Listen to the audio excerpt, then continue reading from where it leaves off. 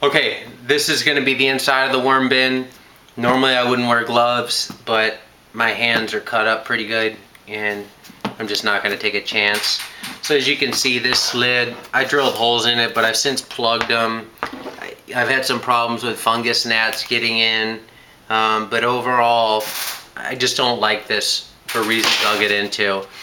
Now this is the inside here, and what I've done is this is basically just paper bags from grocery stores, the sleeves from Starbucks cups, paper or cardboard boxes, single ply. I don't think I have very much double ply, any sort of packing material in here, but I've spread this out on top because it helps keep it moist, and I don't think the bugs like it because the fungus gnats like to nest in organic material that stays wet. This won't stay as wet as the material underneath. It also provides, I think, some warmth and just some darkness for the worms.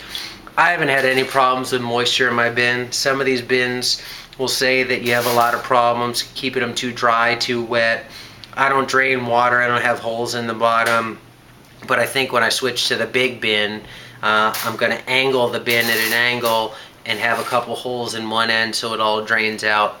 Now if we pull this back, I also always put either some folded newspaper or a paper bag over the top of the material being broken down by the worms, and then cover that with the shredded material.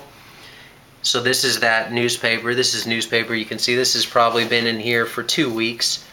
You know, between the bacteria and the worms, it gets way broken down. Now here is the material underneath. So as you can see, it gets completely kind of broken down. Lots of worms in there. The cardboard tends not to break down, and if you get too much in one spot, it will clump up. So that's one reason why I don't like putting a lot of cardboard in there, is it just tends to clump and stick together. But this is it. It kind of has a coffee ground texture. But this is also one of the big problems with these smaller bins, is how do you go about harvesting this? And my method now is kind of like, okay, I'll take a little bit. No, that stays. This goes good. This goes back. This stays. That type of thing. So that's a pain. So I'm working on a better system. And then I just periodically go in and turn it over. But they say more or less when you can't see anything that resembles what you put in, it's done. So this is a lot of, call it coffee grounds, vegetable scraps, that type of thing. And this is probably a month or two old. So there's a lot in here, and my bin tends to be pretty wet. Like this stuff's pretty wet. It's probably the consistency of maybe Play-Doh.